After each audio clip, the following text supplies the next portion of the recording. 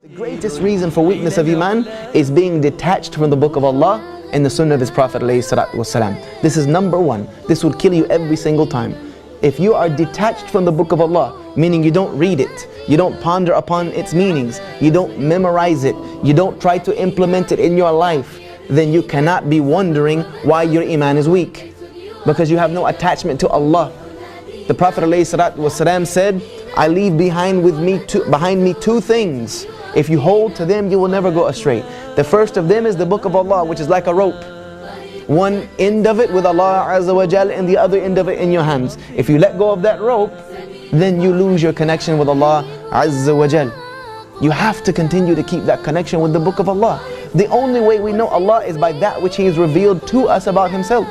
And where else are you going to find that which Allah has revealed to us about Himself other than in His Word?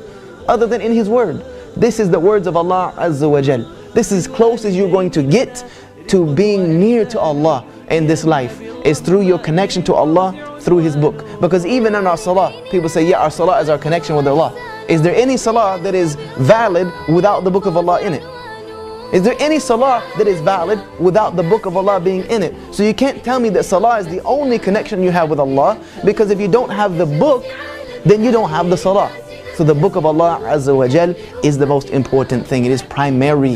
It is primary. I can't stress the importance enough that if you don't pick up the Quran at least once a day, in the morning or in the evening or any time, and at least thumb through something and try to understand it, then you have lost a severe connection with Allah Azza wa Jal. You've lost it. And if you just read the Arabic, mashallah, may Allah reward you with the hasanat of every single letter you read. But if you don't understand it, what is it going to do for you? You don't know what Allah is even telling you. You are saying something that Allah is commanding you and you don't even understand it. It's like you sitting here speaking. If I gave this language in a language that I made up, you wouldn't benefit from it and I wouldn't know what I'm saying. So no one's going to get benefit from this. You get benefit from the book of Allah through its recitation and its understanding. You get hasanat through its recitation, and you get benefit through its understanding.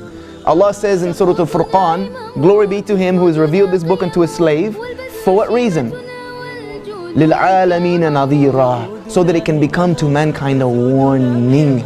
Not just so that it can become to mankind a kirat, a recitation. It is to be to mankind a warning. A warning. The first verse revealed to the Prophet ﷺ after اقرأ بِاسْمِ رَبِّكَ الَّذِي خَلَقَ was what?